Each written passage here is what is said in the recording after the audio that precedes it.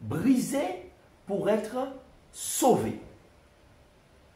4 combats à mener. Jésus te dit aujourd'hui, je suis moi-même passé par ce brisement afin de vous laisser un exemple à suivre. Celui qui veut vivre pieusement sera persécuté. Tu t'es fait baptiser, c'est bien. Certes, mais le combat ne s'arrête pas là. En effet, je dois accepter d'être brisé, façonné dans la main du Saint-Esprit. Car je n'irai pas au ciel avec ce vieux caractère, avec ses défauts, avec ce péché mignon qui m'empêche d'avancer. Donc, aujourd'hui, nous verrons le 4e combat. Prions le Seigneur. Notre Dieu, notre Père, nous te sommes reconnaissants de ce que tu nous montres, ce qu'il faut faire, l'importance de ce brisement pour être sauvé. Ouvre notre intelligence à ta parole. Nous t'en prions au nom de Jésus-Christ. Amen. Aujourd'hui, nous verrons, après avoir vu les 3 premiers combats dans le brisement pour être sauvé, le 4e combat pour passer par le brisement et être sauvé. Le 4e combat, c'est le combat contre les pharisiens qui sont des dirigeants de l'Église, qui sont des frères et sœurs de l'Église, qui sont des païens, des non-sanctifiés, des envoyés de Satan pour nous faire quitter l'Église et abandonner la foi. Chers chrétiens, cette attaque satanique ne doit pas nous atteindre. Car en tant que chrétiens, nous devons savoir que dans l'Église, il n'y a pas que le bon grain. Il y a aussi la paille des mauvaises herbes que Satan lui-même a plantées. Nous voyons cela dans Matthieu chapitre 13. Jésus déclare au verset 24, « Il leur proposa une autre parabole, et il dit, « Le royaume des cieux est semblable à un homme qui a semé une bonne semence dans son champ. Mais pendant que les gens dormaient, son ennemi vint, sema l'ivraie parmi le blé et s'en alla. » Alors, Jésus continue et dit, « D'où vient donc qu'il y a de l'ivraie ?» Il leur répondit, « C'est un ennemi qui a fait cela. » Alors, chers amis, chers chrétiens, Jésus déclare que il y a dans l'Église les bons grains. Il y a dans l'Église les serviteurs de Dieu. Mais il ne nous cache pas aussi qu'il y a les mauvaises herbes que l'on appelle l'ivraie, que l'ennemi ou Satan lui-même a planté. Jésus lui-même a dû passer par ce brisement et a dû prier. Et son Père, comment réagir face à cette attaque satanique? Comment réagir face à ces personnes que Satan a placées dans l'Église afin de pouvoir combattre les serviteurs de Dieu, afin de combattre ce jeune baptisé, cette jeune baptisée ou les serviteurs de Dieu? Nous devons prier et demander à Dieu de nous donner la maîtrise de soi afin d'être comme Jésus. Amen. Nous devons prier pour cela, pour avoir ce brisement en nous-mêmes et demander à Dieu de nous donner la maîtrise de soi. Dans l'évangile de Marc au chapitre 2 et au verset 13, nous voyons que Jésus quel exemple il nous a donné. Alors, nous pouvons lire à partir du verset 15. Comme Jésus était à table dans la maison de Lévi, beaucoup de publicains et des gens de mauvaise vie se mirent aussi à table avec lui, avec ses disciples, car ils étaient nombreux et l'avaient suivi. Les scribes et les pharisiens, le voyant manger avec les publicains et les gens de mauvaise vie, dirent à ses disciples, « Pourquoi mange-t-il et boit-il avec les publicains et les gens de mauvaise vie ?» Qu'est-ce qui s'est passé? En réalité, les pharisiens observaient Jésus, marchaient derrière Jésus avec un cahier pour relever chaque parole afin de pouvoir l'accuser et le faire périr. Jésus a répondu à cette accusation. Ce que Jésus ayant entendu, il leur dit, « Ce ne sont pas ceux qui se portent bien qui ont besoin de médecins, mais les malades. Je ne suis pas venu appeler des justes, mais des pécheurs. » On voit que chaque action de Jésus, chaque intention de Jésus est mal interprétée par les pharisiens, les dirigeants religieux, certains frères et sœurs de l'Église, qui ne sont pas là pour collaborer avec Jésus dans l'accomplissement de sa mission, mais qui sont là pour relever dans leur cahier chaque action, interpréter chaque geste, interpréter chaque parole de Jésus dans le mauvais sens. Qui les pousse à faire cela? C'est Satan, bien sûr. Nous voyons un autre exemple dans toujours Marc chapitre 2, à partir du verset 5. Jésus a vu la foi des gens qui ont amené un paralytique et il a déclaré ceci.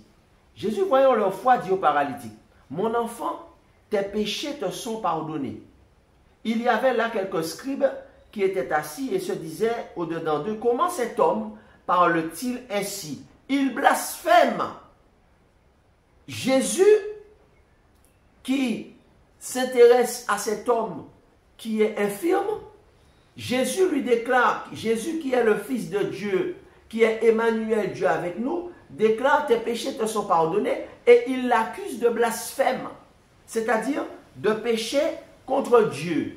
Ils interprètent mal ces paroles. Alors qu'est-ce que Jésus déclare? Jésus déclare ceci. Lequel est plus aisé de dire au paralytique, tes péchés sont pardonnés, ou de dire, lève-toi, prends ton lit et marche, afin que vous sachiez que le Fils de l'homme a sur terre le pouvoir de pardonner les péchés, je te l'ordonne, dit-il au paralytique, lève-toi, prends ton lit et va dans ta maison. Et à l'instant, il se leva, prit son lit et sortit en présence de tout le monde, de sorte que tous qu'ils étaient tous dans l'étonnement, et glorifiaient Dieu en disant, nous n'avons jamais rien vu de pareil. Alléluia. Là encore, on voit que Jésus s'intéresse à un homme qui est infirme, qui est en difficulté, et ses paroles sont mal interprétées. Jésus, on a voulu également le piéger. Les chefs religieux ont essayé de le piéger avec le tribut à César. Est-ce qu'il fallait payer le tribut à César? Et Jésus n'est pas tombé dans le piège. Ils ont essayé de le piéger. Et Jésus a répondu, rendez à César ce qui appartient à César et à Dieu ce qui appartient à Dieu. Jésus n'est pas tombé dans leur piège. Alors, dans Marc chapitre 7 et le verset 5, on voit comment Jésus a réagi et comment Jésus montre que ces pharisiens ont placé la tradition au-dessus des commandements de Dieu.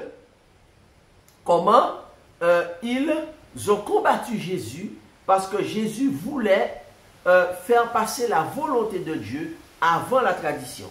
Alors nous lisons dans Marc chapitre 7 et le verset 3. Les pharisiens et tous les juifs ne mangent pas sans s'être lavés soigneusement les mains conformément à la tradition des anciens. Et quand ils reviennent de la place publique, ils ne mangent qu'après s'être purifiés. Ils ont encore beaucoup d'autres observances traditionnelles, comme le lavage des coupes, des cruches et des vases d'airain. Les pharisiens et les scribes demandèrent à Jésus, « Pourquoi tes disciples ne suivent-ils pas la tradition des anciens? Mais prennent-ils leur repas avec des mains impures? » Jésus leur répondit, « Hypocrite, Ésaïe a bien prophétisé sur vous, ainsi qu'il est écrit, « Ce peuple m'honore des lèvres, mais son cœur est éloigné de moi. C'est en vain qu'il m'honore, en donnant des préceptes qui sont des commandements d'hommes. » Jésus a déclaré que ce peuple m'honore des lèvres, mais son cœur est éloigné de moi. C'est en vain qu'il m'honore, avec des préceptes d'hommes, des commandements d'hommes. Et il continue au verset 8 en disant, « Vous abandonnez le commandement de Dieu et vous observez la tradition des hommes. » Il leur dit encore, « Vous anéantissez fort bien le commandement de Dieu pour garder votre tradition. » Donc, Satan les a poussés, ces responsables religieux, ces dirigeants, à vouloir imposer des traditions religieuses, à vouloir imposer des traditions culturelles contraires à la parole de Dieu et à les mettre au-dessus de la parole de Dieu. Il fallait que, il le fasse pour pouvoir accuser Jésus de s'opposer à la tradition et de le faire passer pour un fauteur de troubles. Mais Jésus les a repris en les traitant d'hypocrites, en leur disant que tout cela n'était que pour se faire passer pour des exemples, alors qu'en réalité, leur cœur était éloigné de Dieu. Puisque Jésus, en tant que Dieu, était capable de lire dans les cœurs. En effet, ils ont continué encore à se laisser pousser par Satan. Et lorsqu'on veut être sauvé, eh bien, le Seigneur permet qu'on passe par ce brisement aussi pour qu'on puisse apprendre la maîtrise de soi. Mais de toutes les façons, il a dit que tous ceux qui veulent vivre pieusement seront approuvés de tous et même des dirigeants religieux. C'est ce qu'il a dit? Non. Il a dit que tous ceux qui veulent vivre pieusement seront persécutés. Ainsi, les pharisiens ne se sont pas arrêtés là. Lorsque Jésus a été à Nazareth, la ville de son enfance, comment a-t-il été accueilli à Nazareth? Comment a-t-il été accueilli à Nazareth? Alors, il est écrit qu'à Nazareth, il a été mal accueilli et qu'on ne l'a pas écouté, qu'on a voulu le pousser dehors.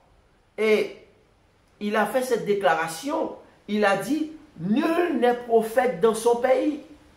Nazareth, c'était son pays. Nazareth, c'était sa région de son enfance. Nazareth, c'était l'endroit où il avait grandi. Nazareth, tout le monde le connaissait. Il était un enfant de Nazareth. Et il a dit que même là où tu as grandi, même l'église où tu as pris naissance, même l'église où tu as évolué et où on te connaît, il a dit que c'est justement là où on ne va pas t'écouter. C'est pourquoi Jésus a dit, nul n'est prophète dans son pays. Parce que Satan a poussé les pharisiens, les dirigeants religieux à Nazareth, là où il avait grandi, à le rejeter, à rejeter les enseignements du Saint-Esprit et à ne pas l'écouter, à tel point que Jésus a été obligé de dire « Nul n'est prophète dans son pays ». Ça, c'est le 4e combat que tu dois mener et que tu vas mener, et que Jésus a connu également le brisement dans ce combat, rejeté à Nazareth. Jésus également a été attaqué par Satan sur son respect des commandements de Dieu. Alors, dans Marc chapitre 2, et on voit au verset 23, « Il arriva un jour de sabbat que Jésus traversa des champs de blé. Ses disciples faisant chemin se mirent à arracher des épis. Les pharisiens lui dirent, « Voici, pourquoi font-ils ce qui n'est pas permis pendant le sabbat ?» Les pharisiens ont commencé à dire, « Regardez ce qu'ils font le jour du sabbat. Regardez ce que font les disciples de ce soi-disant rabbi, ce soi-disant maître Jésus. Regardez ce qu'ils font le jour du sabbat. Tout ce que Jésus faisait, tout ce que ses disciples, c'est-à-dire les gens qui le soutenaient dans sa mission, les gens qui l'accompagnaient dans sa mission, étaient sujets à la calomnie, étaient mal interprétés. Tout ce que tu feras, tout ce que tu diras, tout ce que tes amis feront sera sujet à la calomnie, sera mal interprété. Parce que c'est Satan qui les pousse. C'est le quatrième combat. Alors Jésus a gardé la maîtrise de soi. Et Jésus a répondu ceci. Jésus leur répondit, « N'avez-vous pas lu ce que fit David lorsqu'il fut dans la nécessité et qu'il eut faim, lui et ceux qui étaient avec lui ?» Et ensuite, à la fin, Jésus déclare, au verset 27, il leur dit, « Le sabbat a été fait pour l'homme et non l'homme pour le sabbat. De sorte que le Fils de l'homme est maître même du sabbat. » Alléluia. En effet, ils ne se sont pas arrêtés là. Ils ne se sont pas arrêtés là parce que même quand Jésus a fait des guérisons, eh bien, ils ont trouvé encore à noter dans leur cahier, chercher des fautes, noter dans leur cahier pour le répéter dans leur réunion, pour leur répéter ce que Jésus a fait, alors que Jésus était en train de guérir un homme qui était malade, un homme qui avait la main sèche le jour du sabbat. Au lieu de se réjouir de la guérison d'un homme, au lieu de se réjouir que les démoniaques étaient chassés, ils ont trouvé à redire de ce que Jésus a fait. Alors dans Luc chapitre 6, nous lisons Luc 6 verset 6. Il arriva un autre jour de sabbat que Jésus entra dans la synagogue et qu'il enseignait. Il s'y trouvait un homme dont la main droite était sèche. Un homme qui était firme, un homme qui souffre, un homme qui ne peut pas travailler, puisque c'est la main droite. Eh bien, les scribes et les pharisiens observaient Jésus pour voir s'il ferait une guérison le jour du sabbat. C'était afin d'avoir sujet de l'accuser. Pourquoi les responsables religieux observaient Jésus? Est-ce que c'était pour pouvoir l'encourager, pour pouvoir collaborer avec lui? Non. C'était, nous dit Luc 6, verset 7, pour voir s'il allait faire une guérison le jour du sabbat. Pour pouvoir l'accuser. C'était afin d'avoir sujet de l'accuser. Qui est-ce qui les poussait manifestement? C'était Satan. Alors, chers amis, Jésus a quand même guéri cet homme. Et à la fin, alors promenant ses regards sur eux tous, Jésus dit à l'homme, étends ta main. Et il le fit et sa main fut guérie. Alléluia. Heureusement que Jésus ne s'est pas laissé arrêter et décourager. Certains auraient dit, ah non, c'est pas possible. Moi, je n'en peux plus dans cette église. Je m'en vais. Je pars. Je m'en vais. Je m'en vais et je laisse la foi. J'abandonne la foi. Je deviens un non-croyant. Non, il ne faut pas faire cela. Jésus a gardé patience. Jésus a continué son ministère. Et au verset 11, quel a été le résultat de la guérison de malheureux qui avaient une main paralysée, une main sèche? Ils furent remplis de fureur et ils se consultèrent pour savoir ce qu'ils feraient de Jésus. Oh, hélas. En effet, les pharisiens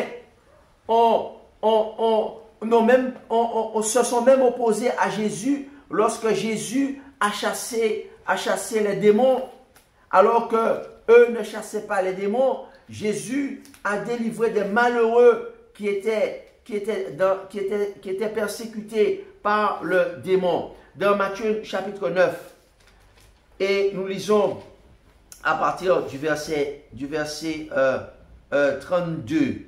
Comme il s'en allait, voici on amena à Jésus un démoniaque muet. Un démon qui a rendu muet un malheureux, qui ne peut plus s'exprimer, qui ne peut plus dire ce dont il a besoin, qui ne peut plus parler à son épouse, qui ne peut plus parler à ses enfants. Alors, le démon a été chassé par Jésus. Alléluia. Le démon ayant été chassé, le muet parla. Et la foule étonnée disait, jamais pareille chose ne s'est vue en Israël. Mais les pharisiens dirent, c'est par le prince des démons qu'il chasse les démons. Oh. Hélas, hélas. Dans Matthieu chapitre 12, Jésus a vécu une autre expérience au verset 22. Alors on lui amena encore un autre démoniaque aveugle et muet. Cette fois-ci, c'était un autre démoniaque que le démon l'avait rendu aveugle et muet. Deux infirmités. Et il le guérit. Gloire à Dieu, gloire à Dieu. De sorte que le muet parlait et voyait. La foule était étonnée et disait, n'est-ce point là le fils de David? Mais les pharisiens, comment vont-ils réagir? Les responsables religieux qui avaient toujours leur cahier en main quand Jésus arrivait dans une église, qui avaient toujours leur carnet en main quand Jésus arrivait quelque part, afin de trouver une occasion de l'accuser. Les pharisiens ayant entendu cela dire, cet homme ne chasse les démons que par Belzébul, prince des démons. Alors Jésus leur répondit, si Satan chasse Satan, il est divisé contre lui-même. Comment donc ce royaume subsistera-t-il? Et si moi je chasse les démons par Belzébul, vos fils par qui les chassent-ils? C'est pourquoi ils seront eux-mêmes vos juges. Mais si c'est par l'Esprit de Dieu que je chasse les démons, le royaume de Dieu est donc venu vers vous. Ainsi, Jésus a dit, celui qui n'est pas avec moi est contre moi, et celui qui n'assemble pas avec moi disperse. Donc, Jésus a été obligé de les mettre en garde parce qu'ils étaient en train de pécher contre le Saint-Esprit. Jésus leur a dit que tout blasphème, c'est pourquoi je vous dis, tout péché et tout blasphème sera pardonné aux hommes, mais le blasphème contre l'Esprit ne sera point pardonné. Donc, par conséquent, lorsqu'un serviteur de Dieu, lorsqu'une servante de l'Éternel, poussé par le Saint-Esprit, accomplit son ministère et que l'on attribue ce ministère aux démons, on est en train de pécher contre qui en fait? On est en train de pécher contre l'Esprit Saint qui dirige cette personne. Lorsqu'un jeune baptisé cherche à bénéficier du ministère de serviteur de Dieu ou d'une servante de Dieu, et qu'on lui dit, n'écoute pas le serviteur de Dieu, n'écoute pas la servante de Dieu, qui est conduit par le Saint-Esprit. On est en train de s'opposer à qui? Jésus a mis en garde les pharisiens à son époque et a dit, attention, attention chers dirigeants religieux, parce que tout péché tout blasphème sera pardonné aux hommes, mais sauf le blasphème contre l'Esprit qui ne sera point pardonné. Et il a dit, quiconque parlera contre le Fils de l'homme, il lui sera pardonné. Mais quiconque parlera contre le Saint-Esprit, il ne lui sera pardonné ni dans ce siècle, ni dans le siècle à venir. Matthieu 12, verset 32.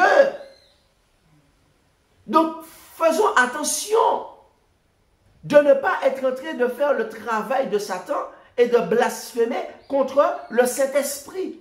Parce qu'à l'époque de Jésus, les dirigeants religieux ont blasphémé contre l'Esprit. Ils ont péché contre le Saint-Esprit. Et beaucoup ne seront pas dans le royaume de Dieu, ne seront pas assis à la table avec Abraham, avec Isaac, avec Jacob, parce qu'ils ont blasphémé contre l'Esprit. Oui, chers amis, demandons à Dieu de nous donner la maîtrise de soi, afin d'être comme Jésus. Les pharisiens ne sont pas là pour chercher à comprendre. Sans le savoir, ils travaillent pour Satan. Leur rôle, c'est de chercher des fautes. Leur rôle, c'est de nous piéger afin que nous puissions quitter l'Église. Notre spiritualité les dérange. Notre spiritualité les met mal à l'aise, les dérange. Satan les pousse afin de nous faire, l'objectif de Satan, c'est de nous faire quitter l'Église. Et en effet, ils vont tout faire pour nous faire passer pour des personnes que nous ne sommes pas. Ils vont tout faire pour pouvoir nous faire passer pour ceux que nous ne sommes pas.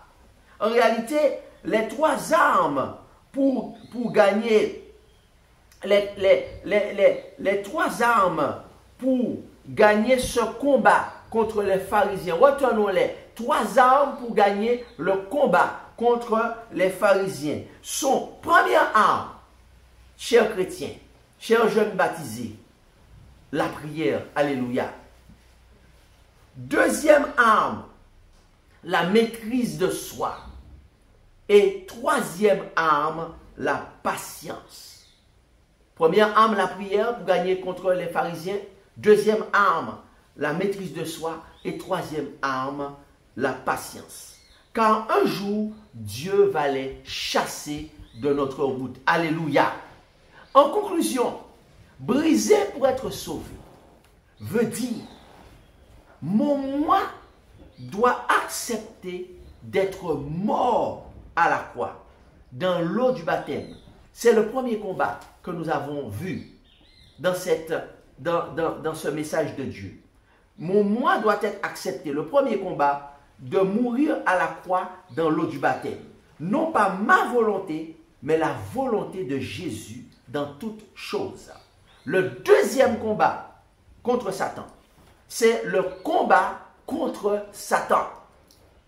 Le deuxième combat, le premier combat, c'est que mon moi doit accepter d'être mort dans l'eau du baptême, mort à la croix. Le deuxième combat, c'est le combat contre Satan.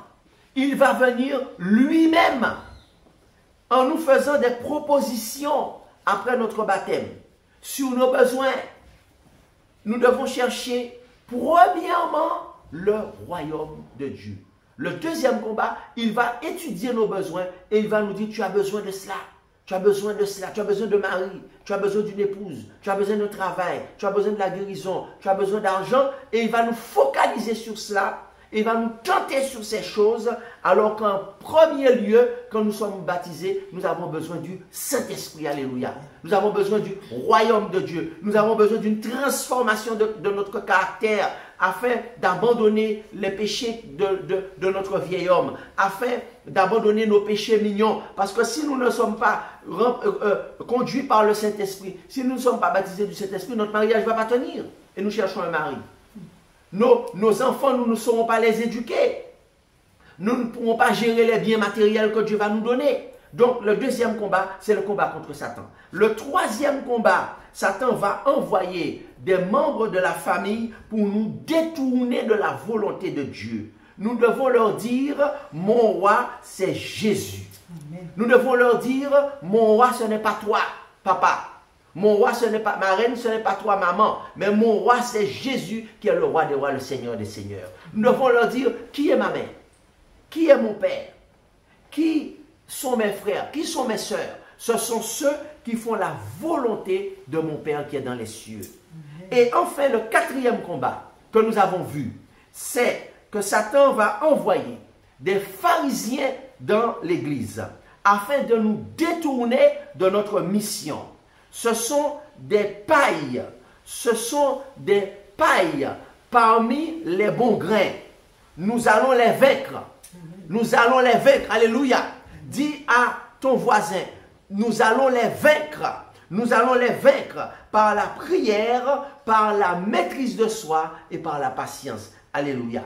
L'objectif de Dieu, c'est de nous amener en haut de l'échelle, afin que nous soyons remplis du Saint-Esprit. En haut de l'échelle veut dire être saint, être rempli du Saint-Esprit. L'objectif de Dieu, c'est de nous faire passer du bas de l'échelle, de bébé spirituel, à nous amener par ces 4 combats, par la victoire grâce au Saint-Esprit dans ces 4 combats, en haut de l'échelle, c'est-à-dire être un saint, c'est-à-dire être rempli du Saint-Esprit, afin de vivre avec Jésus-Christ pendant l'éternité, parce qu'il est à la porte. Donc, sois brisé pour être sauvé. Alléluia. Sois brisé pour être sauvé. Dis à ton épouse, dis à ton mari, dis à tes enfants, dis à tes amis, à tes collègues de travail, sois brisé pour être sauvé. Accepte d'être façonné dans ton caractère par le Saint-Esprit, par ces 4 combats afin d'être sauvé. Parce que le seul refuge, ne te trompe pas, le seul refuge de ton âme n'est pas des dirigeants religieux, n'est pas des êtres humains, n'est pas ta propre famille, mais le seul refuge de ton âme, c'est Jésus-Christ, le roi des rois et le Seigneur des seigneurs, qui va t'aider dans ces 4 combats à vaincre, à remporter la victoire et être sauvé.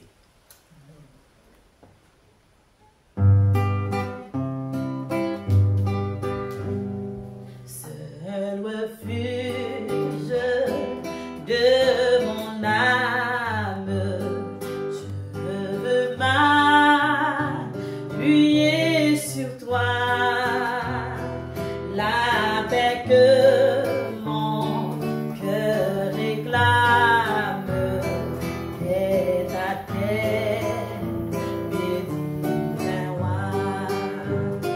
Jésus Sauveur, que je t'aime, pour toi qui mourut pour moi et qui veut dans le ciel même qu'un jour je règne avec toi. Sur ta croix victime sainte, mon péché fut expié. Plus d'angoisse, plus de crainte, ton sang m'a purifié. Jésus Sauveur, que je t'aime, pour toi qui mourut pour moi